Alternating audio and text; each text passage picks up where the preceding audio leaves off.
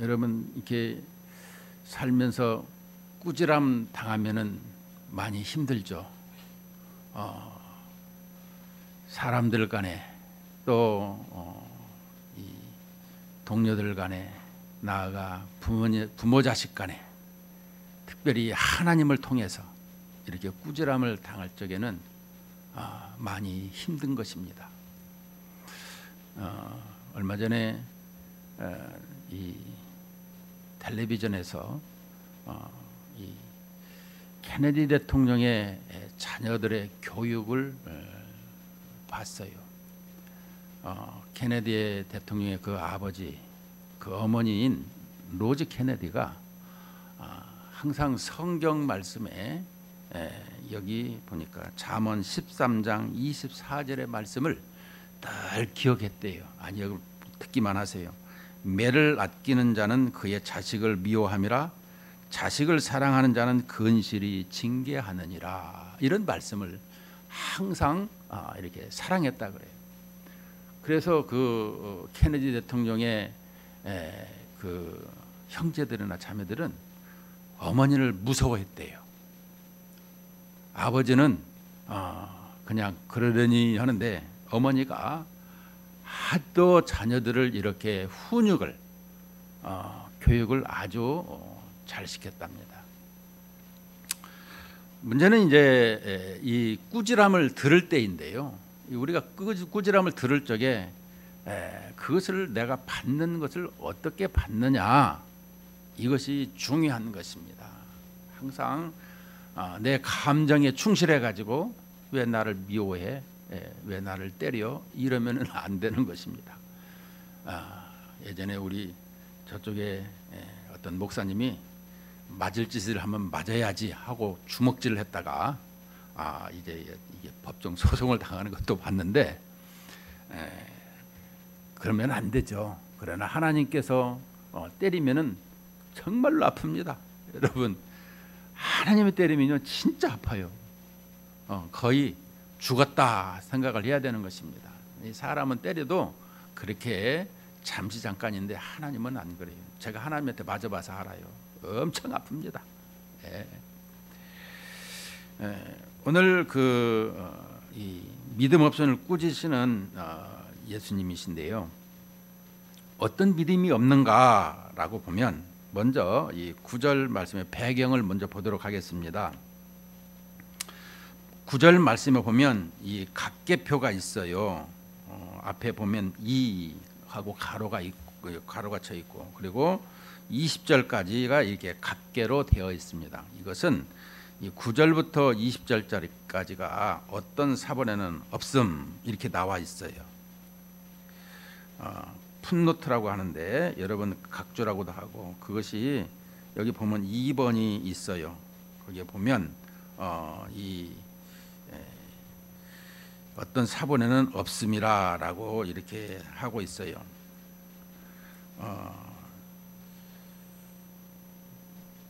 헬라어로 온 창조 세계의 이런 부분, 특별히 어떤 사본에는 9에서 20절까지 없습니다 이렇게 나와 있는데요. 그런데 우리가 이런 것을 볼 적에 어떤 사본, 우리가 성경을 볼 적에 스트롱 코드가 있다라는 사실을 각 단어마다 스트롱 코드가 있어요. 저는 그 신학을 하면서 깜짝 놀랐는데, 하나님의 말씀을 그 단어마다 이게 번호가 매겨져 있어가지고 그 단어가 무슨 뜻인지를 정확하게 설명해 주고 있어요. 그런데 그 하나님의 말씀 중에 이 9절에서 20절 말씀이 없다는 것을 볼 적에 이 사본이 여러 사본이 있어요. 무슨 뭐 사해 사본이 있고, 무슨 이집트 사본이 있고, 여러 가지 사본인데 그 사본 중에 어떤 사본은 이런 것이 없더라, 이런 말씀이에요. 그런데 오늘 이 9절에서 20절에 있는 것은 우리가 모든 성경은 하나님의 감동으로 된 것으로 하나님의 성령께서 쓰여졌다라는 것과, 그럼 어떤 사본은 왜 없느냐, 나중에 예수님을 만나면 우리가 물어봐야 되겠습니다. 어쨌든 이 9절에서 보게 되면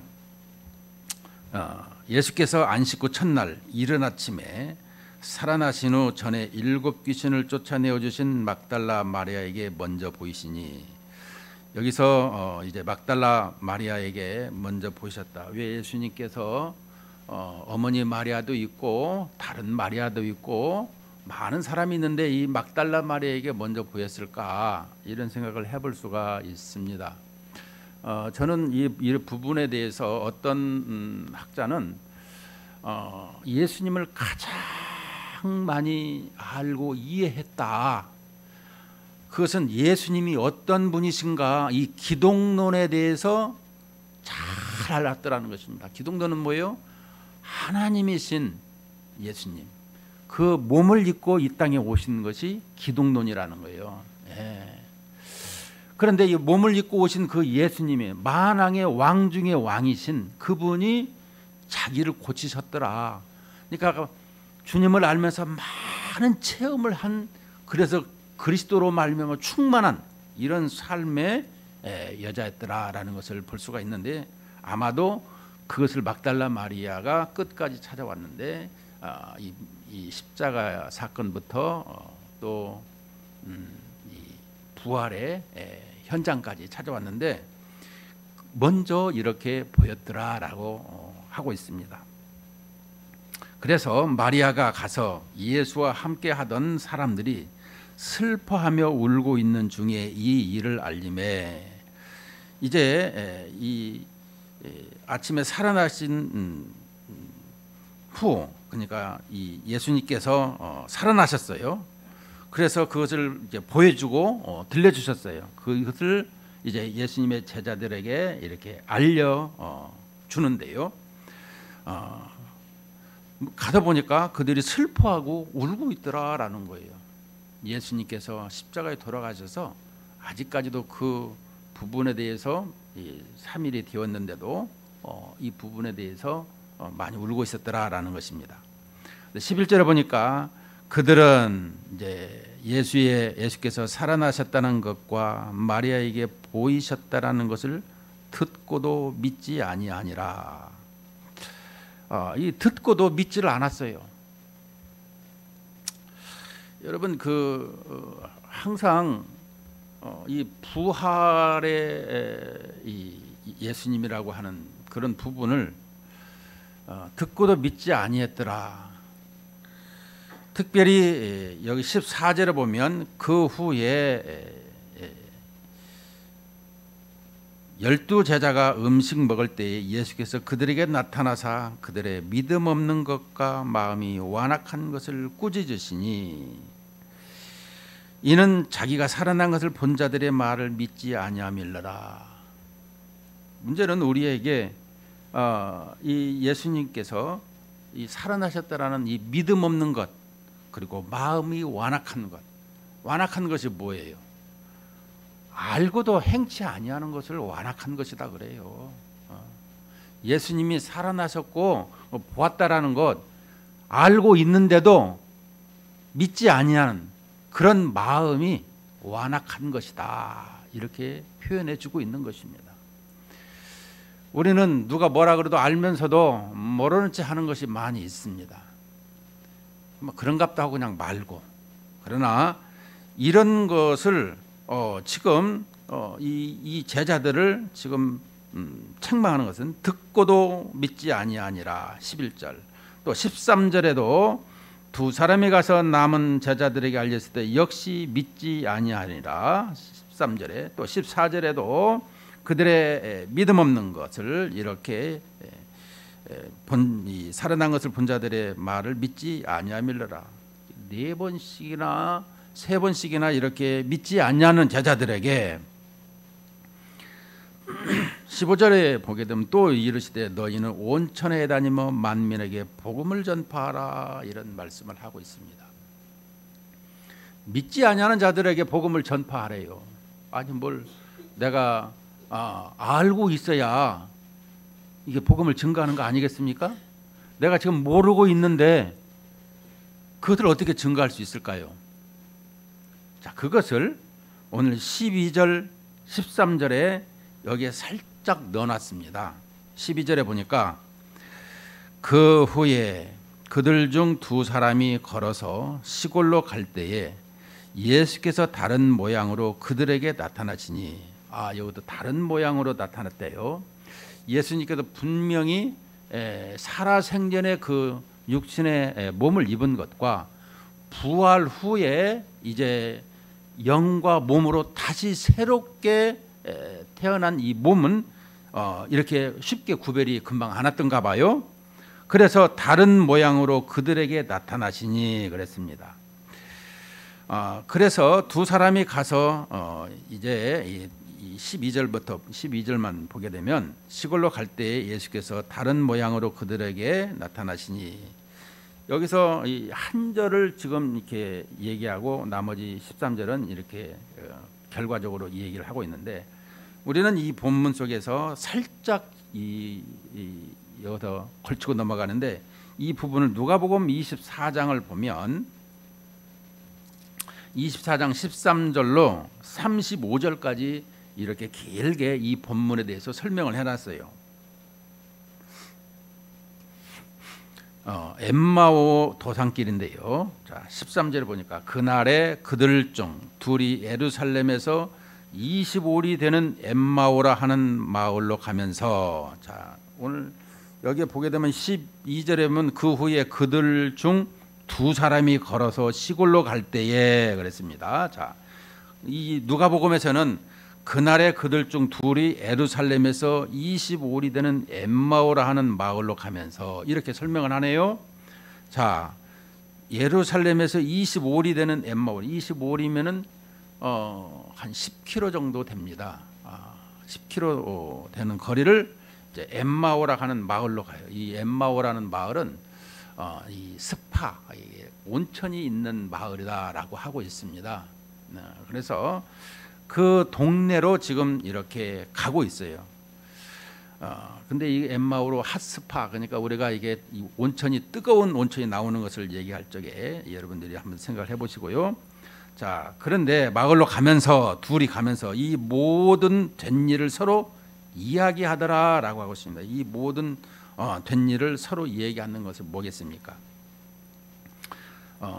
둘이서 지금 얘기하는 거예요. 그들이 서로 얘기하며 문의할 때에 예수께서 가까이 이르러 그들과 동행하시나 그들의 눈이 가리워져 그인 줄 알아보지 못하거늘, 예수께서 이르시되 너희가 길 가면서 서로 주고받고 하는 이야기가 무엇이냐 하시니 두 사람이 슬픈 빛을 띠고 머물러 서니라. 서로 주고받고 하는 길 10km를 가면서 둘이 얘기하는 내용이 무엇이었을까요? 예수님의 제자들이, 그러니까 이 유월절에 또 나아가서 무교절에 되어진 예수님의 십자가 사건에 그들은 서로 간에 이런 얘기를 했을 것입니다. 예수님이 우리를 구원하시고 온 이스라엘을 속량하고 또 이렇게 우리에게 그 모든 것을 구원해 주실 분이시다. 왜 그분이 이렇게 돌아가셔가지고 그러고 나면 우리는 어떻게 하느냐? 이제는 예수님이 이렇게 주동자가 잡혀서 죽었기 때문에 그 잔당들을 소탕하면 우리는 앞으로 어떻게 될 것인가? 이런 불안과 여러 가지의 이게 복잡한 것을 서로 이게 둘이 주고받고 했더라, 이런 말씀인 것입니다.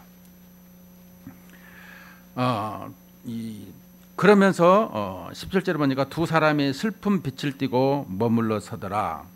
그 한 사람인 글로바라고 하는 자가 대답하여 이르되 당신이 예루살렘에 체류하면서도 요즘 거기서 된 일을 혼자만 알지 못하느냐. 여기 두 사람 중에 한 사람이 지금 글로바라고 하는 자가 대답을 하고 있습니다. 우리가 잘 알고 아는 이 글로바는 어디에 나와 있냐 그러면 요한복음 19장을 보시면은요, 그가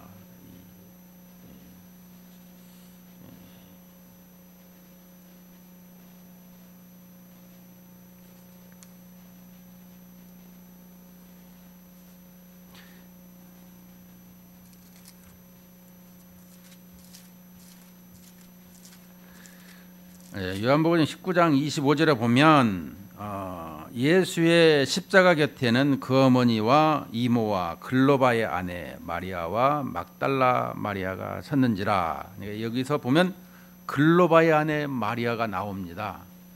그러니까 여기서 지금 글로바라고 하는 것을 보면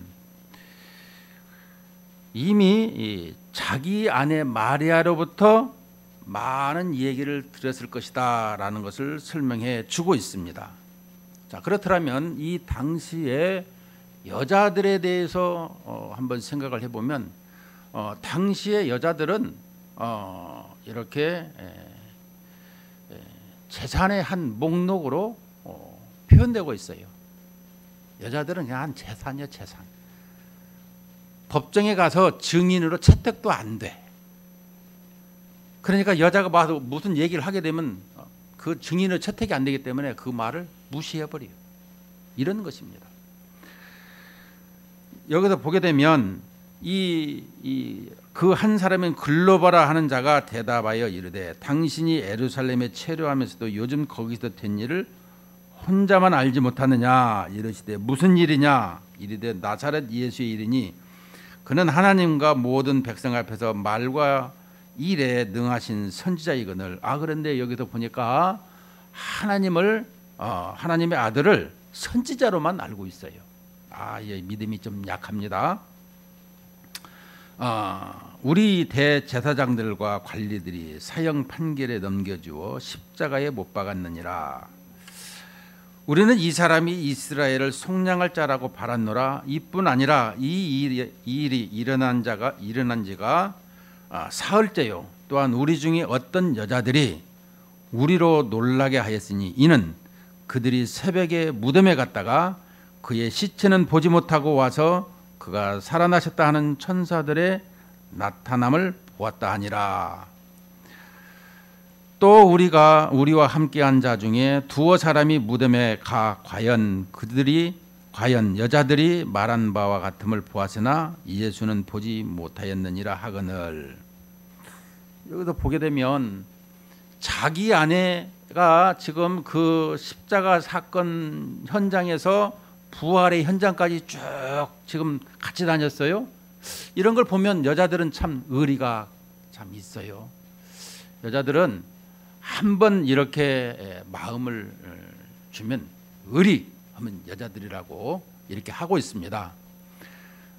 우리는 뭐 방송에서도 남자가 의리하지만 남자들은 어떤 실리에 따라서 이게 마음이 왔다 갔다 합니다. 그래서 한동안 제가 들은 바에 의하면 남자의 마음은 수시 변동이라 또 이런 말을 쓴 사람이 있더라고요. 얼마나 변덕이 심하면 그럴까 이런 얘기를 해본 적이 있습니다. 이 여자들은 끝까지 이렇게 의리를 지켰어요. 근데 문제는 이 남자들이 의리를 안 지키고 있더라는 것입니다. 믿지도 않고. 특별히 여기서 한 사람을 보게 되면 그 글로바라고 하는 그 남자는 한 사람이 나왔어요. 또 한 사람은 안 나왔어요. 현재 낙향하고 있는, 믿음이 떨어져서 믿음이 없어서 낙향하는 사람. 오늘 여기다 보면 누가복음은 누가다라고 표현해 주고 있습니다. 그 누가가 믿음이 없어서 낙향하는 것을 쓸 수가 없는 거예요. 지금 자기 자신이라고 표현할 수가 없는 거예요. 두 사람이라고 하는 거기 속에만 포함시켜 놓지 자기의 이름을 설명하지는 않습니다. 우리는 이 마가복음에도 마가가 예수님을 따르다가 이렇게 이 혼이불을 뒤집어 쓰고 따르다가 그 사람들이 저들 예수의 제자다 그래가지고 그 벗고 벌거벗은 채로 도망가잖아요. 얼마나 부끄러워요. 그런데 성령께서는 기록을 이렇게 하게끔 합니다. 그러니까 그걸 수식어로 이렇게 통과를 시킵니다. 사도 요한도 십자가상에서 보라 내 어머니라 이렇게 하고 있을 적에 그때 자기를 사랑하는 자라고 이렇게 수식어로 표현을 하고 있습니다. 자기 이름을 밝히지를 않아요. 성경을 자세히 쳐다보면 왜 이름이 없고 이거 어디 갔지? 이름을 찾아 헤맬 때가 있는데, 이렇게 이 자기가 실수하거나 또 좀 밝히기 어려운 부분, 이럴 때는 그냥 수식어로 넘기는 것을 볼 수가 있습니다. 그런데 그들에게 예수님께서 이제 이 25절이 아주 이제 키포인트입니다. 25절, 26절에 보면 이르시되 미련하고 선지자들이 말한 모든 것을 마음에 더디 믿는 자들이여, 그리스도가 이런 고난을 받고 자기의 영광에 들어가야 할 것이 아니냐 하시고, 이에 모세와 모든 선지자의 글로 시작하여 모든 성경에 쓴 바 자기에 관한 것을 자세히 설명하시니라. 여러분, 이 선지자들이 말한 것, 모세 오경, 특별히 27절에 보면 모세 얘기하면 모세 오경을 얘기하고 있어요. 창세기, 출애굽기, 레위기, 민수기, 신명기, 이 5권을 지금 모세가 기록했기 때문에 그 모세가 쓴 것, 그리고 모든 선지자의 글, 이제 그 선지서들부터 계속해서 대선지서, 소선지서까지 시작하여 성경에 쓴 바 자기에 관한 것을 자세히 설명하더라. 우리는 이 예수님께서 이 부활에 관한 것, 여러분 특별히 부활에 관한 것을 볼 적마다 병원 가다 보면 이 앰뷸런스를 이렇게 보게 됩니다. 거기에 이렇게 불뱀이 이렇게 그려져 있어요. 특별히 그것을 이제 놋뱀이라고 하죠. 놋뱀이라고 하는데 왜 이것이 그려지게 됐을까라고 하면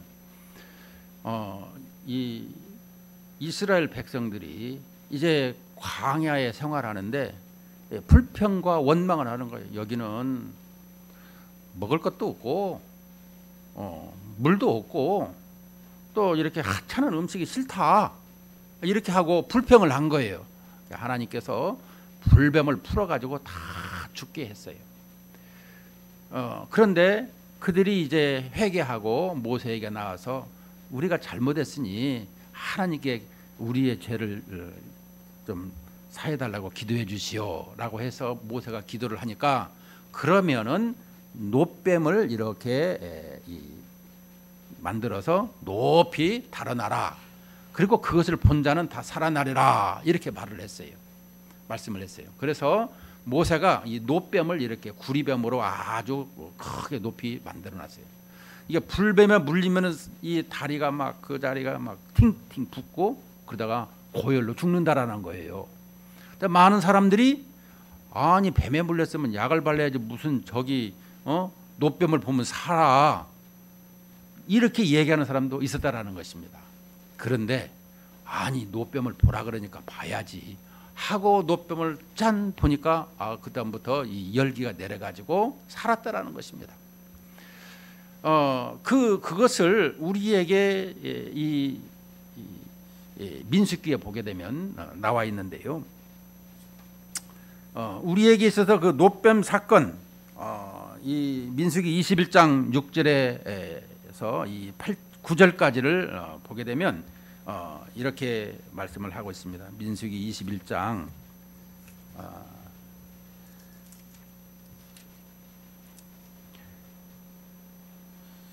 여호와께서 불뱀들을 백성 중에 보내어 백성을 물게 하심으로 이스라엘 백성 중에 죽은 자가 많은지라, 백성이 모세에게 이르러 말하되 우리가 여호와와 당신을 향하여 원망함으로 범죄하여 싸우니 여호와께서 기도하여 이 뱀들을 우리에게 떠나게 하소서. 모세가 백성을 위하여 기도하매 여호와께서 모세에게 이르시되 불뱀을 만들어 장대 위에 매달아라. 물린 자마다 그것을 보면 살리라. 모세가 놋뱀을 만들어 장대 위에 다니 뱀에게 물린 자가 놋뱀을 쳐다본즉 모두 살더라. 이것은 장차 오셔서 예수님이 십자가에 달리실 것을 예표하고 있는 거예요. 장차 오셔서 이제 이 모든 사람들에게 생명을 주시는 그것을 예표하고 있는데요. 그러면 선지서는 우리에게 쉽게 얘기하게는 이 요나서를 우리가 볼 수가 있겠습니다. 요나서 1장 이렇게 보겠습니다. 요나서 1장 17절에 제가 보면 여호와께서 이미 큰 물고기를 예비하사 요나를 삼키게 하셨으므로 요나가 밤낮 3일을 물고기 뱃속에 있느니라. 2장 10절에 보면 여호와께서 그 물고기에게 말씀하시며 요나를 육지에 토하니라. 우리에게 있어서 예수님께서 항상 말씀을 할 적마다 이 모세와 율법과 이 선지자들을 통해서 주신 말씀이 뭐냐? 예수님께서 이렇게 고난 받으시고 부활을 하신다라는 것을 설명해 주고 있습니다. 특별히 우리가 이사야는 구약의 복음서라라고 하는데 항상 우리가 예수님께서 이렇게 고난 당하시고 이사야서 53장에 보면은 이 고난 받는 예수님을 설명하고 있어요. 그러고 나서 우리에게 이렇게 부활하시는 이런 모습을 설명해 주고 있더라는 것입니다. 우리 사람들이 이 부분을 이걸 기억을 하고 있어야 돼요. 그런데 이 구약 성경 지금 여기 누가복음 얘기했는데 당시에 이 신약 성경이 만들어지기 전이니까 이미 구약 성경을 만들어졌기 때문에 그것을 설명해 주고 있는 거예요. 예수님께서 인용을 하신 것이죠. 이에 모세와 모든 선지자의 글로 시작하여 모든 성경에 쓴 바 자기에 관한 것을 자세히 설명하시니라. 그러니까 이 말씀을 조목조목 그들에게 이 약속의 말씀을 설명해 주시는 거예요. 그리고 그들이 가는 마을에 가까이 가매 예수는 더 가려 하는 것 같이 하시니 그들이 강권하여 이르되 우리와 함께 유하사이다. 때가 저물어 가고 날이 이미 기울었나이다 하니 이에 그들과 함께 유하로 들어가시니라. 그들과 함께 음식 잡수실 때에 떡을 가지사 축사하시고 떼어 그들에게 주시니 그들의 눈이 밝아져 그인 줄 알아보더니 예수는 그들에게 보이지 아니하시는지라. 자, 이제 식사 시간이 되었어요. 자, 여러분, 우리가 밥을 먹을 적에 육신의 밥을 우리가 이렇게 먹습니다. 오늘도 이따 점심 때 우리가 식사를 하죠. 그러나 이런 식사는 성찬식이라고 생각을 해야 되는 것입니다. 우리의 삶은 항상 이 외부로부터 우리가 음식이 들어와야만이 우리가 살아가지만 항상 식사하는 그런 모든 것이 주님을 위해서 살아가는, 먹든지 마시든지 무엇을 하든지 주님의 영광을 위해서 하라라고 한다면 오늘 우리에게 그 말씀이 어떻게 적용이 되느냐? 30절에 그들과 함께 음식 잡수실 때에 떡을 가지사 축사하시고 떼어 그들에게 주시니 그들의 눈이 밝아져 그인 줄 알아봤더라. 이제서 알아봤다라는 거예요. 눈이 가려워져서 몰랐는데, 자, 왜 그랬을까요? 성찬식이 뭐예요? 오늘 여기서 음식 잡수실 때 떡을 가지사 축사하신다는 것은, 이 성찬식이라는 것은 떡이 뭐예요? 주님의 십자가에서 그 찢기신 살을 설명하고 있어요. 그 다음에 우리가 이 찬 피는 우리에게 생명을 주시는 것을 설명하고 있어요. 그렇다면 여기에서 이 성찬식을 지금 행할 때에 우리의 영안이 열렸더라라고 설명을 해주고 있어요. 왜냐하면 그들의 눈이 밝아졌다는 것은, 아하, 어떻게 밝아졌을까요? 여러분, 우리는 예수를 믿었어요. 세례를 받았어요. 그러면 내 안에 성령 하나님께서 보이지 아니하시지만 내 안에 집을 짓고 살아 계세요. 근데 내 안에 계신 하나님께서 역사하지 아니하시면 내가 몰라요. 그런데 예수님께서 이렇게 말씀해 주실 적에 성령께서 그것을 확실해, 정말이야, 이런 것을 우리에게 각인을 시키는 것입니다. 그것이 참이다라는 것을 알게 되는 것이죠. 그래서 주님께서 십자가 사건은 뭐냐? 아, 나를 위해서, 나의 죄를 위해서 십자가에 죽으시고 그 다음에 부활하셨구나. 나에게 생명을 주신 분이시구나.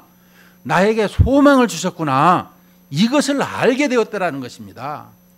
그러더니 이제 그들의 눈이 밝아졌는데, 눈이 영안이 이제 열렸어요. 아, 그 예수님이 참 하나님이시구나. 이걸 알게 됐어요. 근데 예수는 그들에게 보이지 아니하시는지라.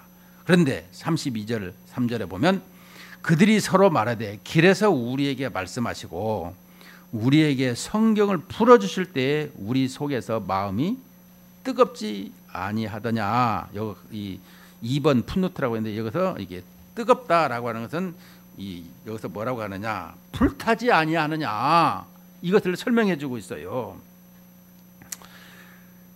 하나님의 말씀이 내 속에서 성령께서 막 역사를 하게 되면은 몽골몽골하게 싹 트는 것이 아니라 불이 붙어 가지고 그냥 어쩔 줄 모르는 거예요. 이게 타가지고 마음이 이게 갈급 이게 돼가지고 뜨겁지 아니하더냐 하고 곧 그때로 일어나 이제는 바로 이제 저녁 때가 됐는데 거기서 일어나서 다시금 예루살렘으로 10km나 되는 그 예루살렘에 돌아가 보니 11 제자 및 그들과 함께한 자들이 모여 있어 말하기를 주께서 과연 살아나시고 시몬에게 먼저 보이셨다라는 거예요. 고린도서 15장 4절 5절에 보면 시몬에게 보이셨다 하는지라. 두 사람도 길에서 된 일과 예수께서 떡을 떼심을 자기들에게 알려지신 것을 말하더라. 이제 자기들의 마음이 뜨겁고 불이 붙었어요. 주님께서 내 안에서 나를 사랑으로 막 말씀이 역사하니까 견딜 수가 없는 것입니다. 그래서 그들에게 복음을 이제 부활했다라는 것을 증거하러 가는 것입니다. 우리에게 이렇게 말씀하시는 것을 보면서 믿음 없고 마음이 완악한 것을 꾸짖으셨는데 오늘 엠마오 도산길에서 예수님께서 그들을 만나서 예수님은 구약에서 모세와 선지자들로부터 약속하신 그 메시아가 이 땅에 오셔서 십자가를 지고 또 3일 만에 부활하셨다. 너희들은 낙향하는지만 낙심하지 말아라 라고 그들을 만났어요. 만나 주시자마자 그들의 마음이 뜨거워지고 다시금 회복이 되고 마음이 불타니까 이제 복음을 증거하러 다니게 되더라, 이런 말씀인 것입니다. 자, 그렇더라면 우리에게 결론적으로 우리는 그러면 이 복음을 증거하려고 그러면 어떻게 해야 되느냐? 날마다 우리의 삶에 하나님의 말씀이 충만해져 있어야 된다는 것입니다. 우리에게 에너지가 있어야 힘을 쓰듯이 하나님의 말씀이 있어야 내가 힘을 쓰게 된다는 거예요. 그래서 어찌하든지 하루에 성경 기본이 석 장, 그래야 1년에 1독을 하니까 이게 하루에 석 장 이상은 늘 묵상하고 읽어야 되는 거예요. 그 말씀이 나의 일용할 양식이 되고 나에게 생명이 되고 나에게 힘이 되더라, 이런 말씀인 것입니다. 주님께서 내 안에 계시는데 하나님의 말씀이 없다? 어떻게 역사를 해요? 하나님을 사랑한다라면 하나님의 말씀이 내게 꽉 차고 그 힘이 능력이 나타나도록 기도할 적에 하나님께서 놀라운 역사로 임하시더라, 이런 말씀이 되는 것입니다. 우리가 이 땅을 살아가면서 항상 이 부활의 팩트, 이 사실을 알고 있으면서도 내가 증거하지 못하고 있는 것은 내가 하나님의 말씀을 바로 인식하지 못하고 있더라라고 생각이 되는 것입니다. 내가 하나님의 말씀을 졸졸졸졸 암기를 하거나 암송을 하거나 이렇게 된다 그러면 삶이 달라져요. 삶이 달라져. 우리는 날마다 성경을 읽을 적에도 앞에서는 읽고 뒤에서는 잊어버리는 것이 우리 이렇게 삶 속에서 좀 지나면 그렇게 되지만, 그러나 잠시 잠깐이라도 자꾸 그 말씀을 읊조리고 항상 하나님 말씀 속에서 생활할 적에 우리의 신앙생활은 놀라운 역사가 있게 된다는 것입니다. 복음을 증거할 적에 우리는 날마다 눈 뜨면 밥을 먹듯이 우리가 하나님의 말씀을 읽고 듣고 항상 하나님과 동행하는, 그래서 승리하는 우리 반석장로의 성도님 되시기를 주의 이름으로 축복합니다.